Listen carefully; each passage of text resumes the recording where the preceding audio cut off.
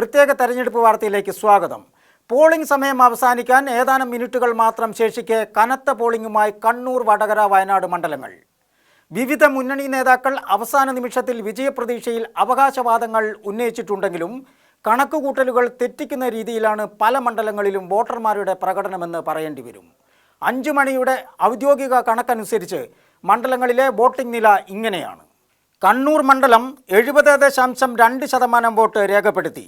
കാസർഗോഡ് 64.77%. വടകരയിൽ 68.14% പോളിംഗ് നടന്നു. വയനാട്ടിൽ 68.1% പോളിംഗ് ആണ് നടന്നിട്ടുള്ളത്. കോഴിക്കോട് 65.42% പോളിംഗ് നടന്നു.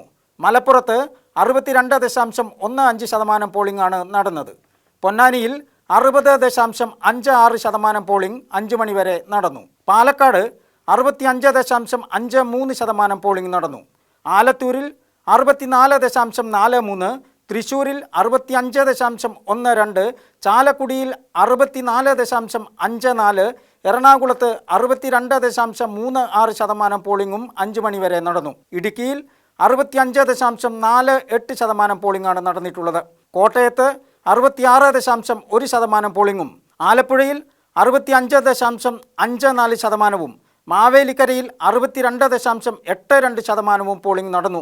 പത്തനംതിട്ടയിൽ 65.74% പോളിംഗും, കൊല്ലത്ത് 63.28% പോളിംഗും, ആറ്റിങ്ങലിൽ 63.71% പോളിംഗും, തിരുവനന്തപുരത്ത് 62.63% പോളിംഗും 5 മണി വരെ നടന്നു.